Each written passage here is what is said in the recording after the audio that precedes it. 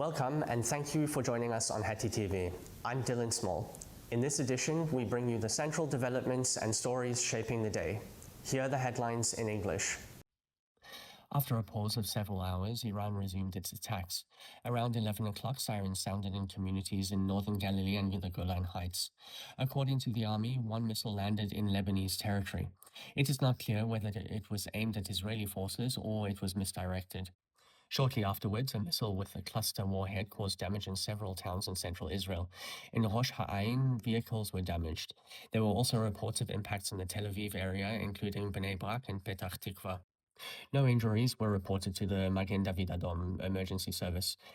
In a separate incident in the north, 7 soldiers were lightly injured. According to the Israeli army, 4 were injured in a safety-related accident during evening operations in southern Lebanon.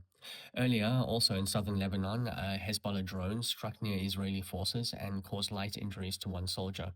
2 more soldiers were injured in a work-related accident in northern Israel. Chief of Staff Eyal Zamir approved plans to expand operations in the north. He said that the campaign has only just begun. An army spokesperson added that fighting against Iran could continue for several more weeks. Regarding Donald Trump's previously announced 48-hour ultimatum to reopen the Strait of Hormuz, efforts are underway to reach a deal between Trump and Tehran. Hebrew media reported that the outcome could be either a last-minute agreement or an escalation lasting for months.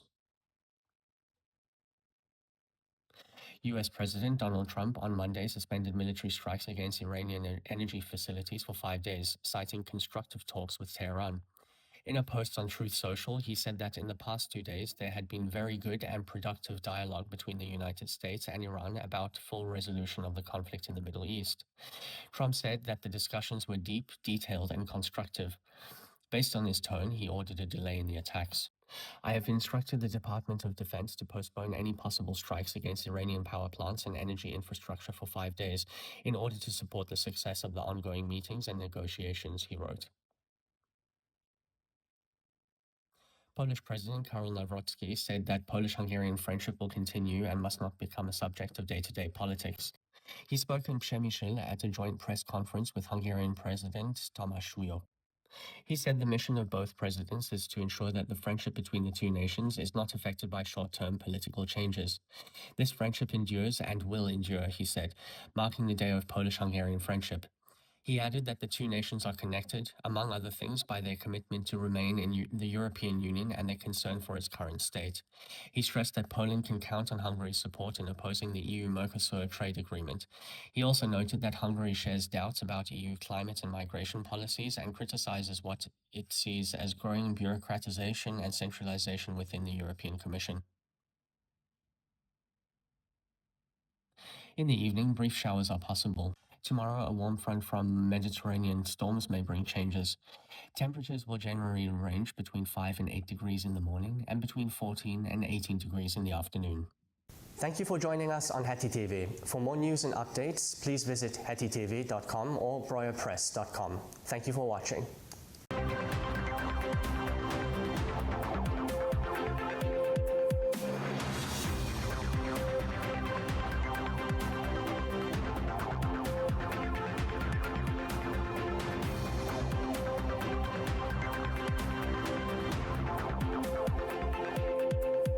Willkommen und vielen Dank, dass Sie bei Hetty TV dabei sind. Ich bin Dylan Small. In dieser Ausgabe berichten wir über die zentralsten Entwicklungen und Hintergründe. Hier sind die Meldungen auf Deutsch.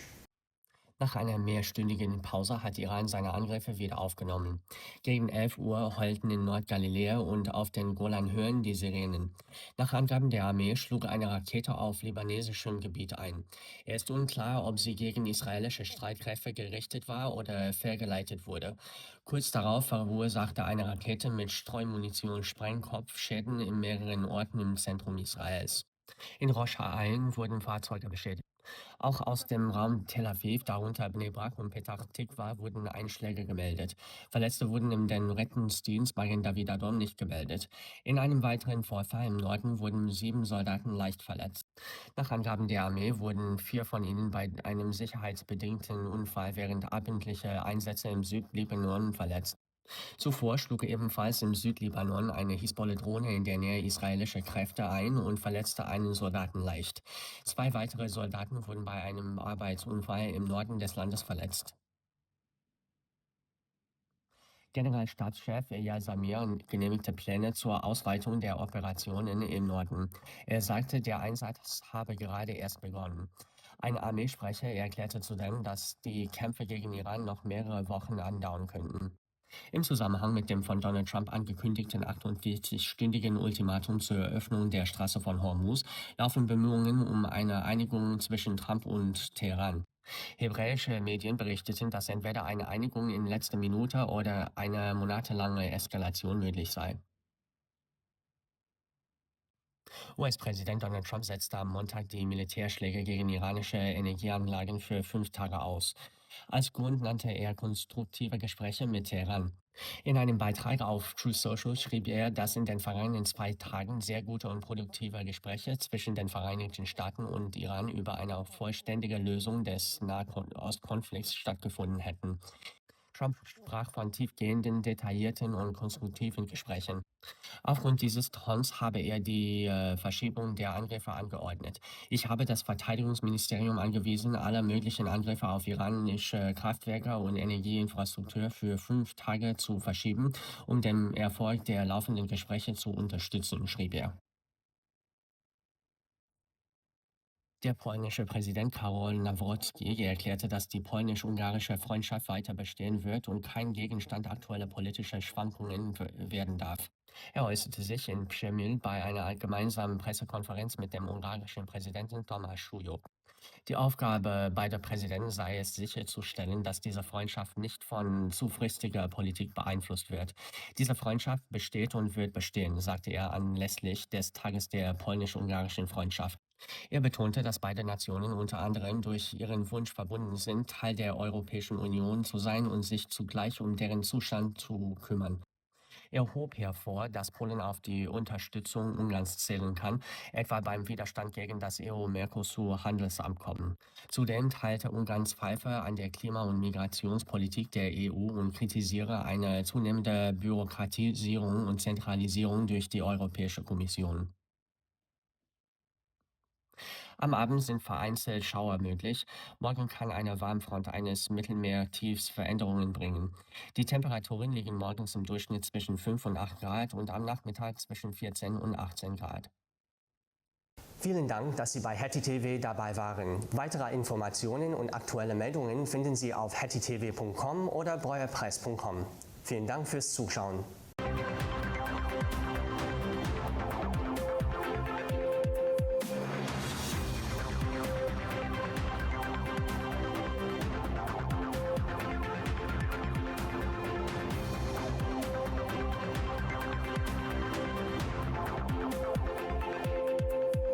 ברוכים הבאים לחדשות חטי טבע, שמי אדם רויר והנה החדשות בעברית. לאחר מספר שעות של הפסקה, איראן חידשה את תקיפותיה. בסביבות השעה 11 נשמעו אזעקות ביישובים בצפון הגליל וברמת הגולן. על פי הודעות צה"ל, אחת הרקטות נחתה בשטח לבנון. לא ברור האם הכוונה הייתה לתקוף כוחות ישראלים או שמה מדובר בשיגור שגוי. זמן קצר לאחר מכן, רקטת מצרר פגעה במספר יישובים במרכז הארץ. כלי רכב ניזוקו בראש העין, וכך דווח על פגיעות באזור תל אביב, בני ברק ופתח תקווה. אך שירות האמבולנסים של מגן דוד אדום לא הוזעק לפצועים. 7 חיילים נפצעו קל באירועים נפרדים בצפון. על פי צה"ל, 4 נפצעו בתאונות ביטחוניות במהלך פעילות בדרום לבנון בערב. מוקדם יותר, רחפן של חיזבאללה התרסק ליד כוחות ישראליים בדרום לבנון ופצע קל חייל, בעוד 2 נוספים נפצעו בתאונת עבודה בצפון הארץ. הרמטכ"ל אייל זמיר אישר את התוכניות להרחבת הפעילות הצפונית באומרו כי המערכה רק החלה. בעוד דובר צה"ל אמר כי צפויים שבועות נוספים של לחימה נגד איראן. בנוגע לאולטימטום 48 השעות שהוכרז על ידי דונלד טראמפ לפתיחת מצרי הורמוז, נעשים מאמצים לתיווך עסקה בין טראמפ לטהרן, עסקה של הרגע האחרון או חודשים של הסלמה, דיווחו כלי תקשורת בישראל. נשיא ארצות הברית דונלד טראמפ השהה ביום שני את התקיפות הצבאיות על מתקני האנרגיה האיראנים למשך 5 ימים, תוך ציטוט שיחות בונות עם טהרן. על פי פוסט של הנשיא ברשתות החברתיות, ביומיים האחרונים התקיימו שיחות טובות ופרודוקטיביות מאוד בין ארצות הברית לאיראן על פתרון מקיף למעשה האיבה במזרח התיכון. לדברי דונלד טראמפ התקיימו שיחות עמוקות, מפורטות ובונות בין נציגי שתי המדינות, תוך ציטוט טון השיחות שהוביל אותו להורות על דחיית ההתקפות. הנחיתי את משרד ההגנה לדחות כל תקיפה אפשרית לתחנות כוח ותשתיות אנרגיה איראניות לתקופה של 5 ימים, על מנת להקל על הצלחת הפגישות והדיונים המתנהלים כעת, כתב נשיא ארצות הברית. הידידות בין פולין להונגריה תימשך, והיא לא יכולה להפוך לנושא תנודות פוליטיות נוכחיות, הצהיר נשיא פולין קרול נברוצקי במסיבת עיתונאים משותפת עם נשיא הרפובליקה תומאס שויוק בפרז' מישל בפולין. משימתם של נשיאי פולין והונגריה היא להבטיח שהידידות בין שתי האומות לא תהיה נושא פוליטי, ושהיא תימשך, אמר נברוצקי, לאחר פגישה הנשיאים שאורגנה לרגל יום הידידות הפולני-הונגרי. הוא אמר ששתי האומות מאוחדות בין היתר בכך שהן רוצות להיות בתוך האיחוד האירופי, ובמקביל אכפת להן גם ממצב האיחוד האירופי. הוא הדגיש שהוא יכול לסמוך על תמיכה מהצד ההונגרי, בין היתר בהתנגדות להסכם הסחר בין האיחוד האירופי למרקוסור, ובעובדה שגם הונגריה חולקת ספקות לגבי מדיניות האקלים וההגירה של האיחוד האירופי, ומתנגדת לבירוקרטיזציה וריכוזיות של תהליכים מסוימים על ידי הנציבות האירופית. ולמזג האוויר ניתן לצפות לממטרים קלים לקראת הערב מחר, חזית חמה כאזור הים תביא לשינויים. הטמפרטורות חזויות להיות בין 5 ל-8 מעלות בבוקר ובין 14 ל-18 מעלות אחר הצהריים. לחדשות נוספות, אנא בקרו באתרי האינטרנט שלנו, htv.com או broilerpress.com. תודה רבה ולילה טוב.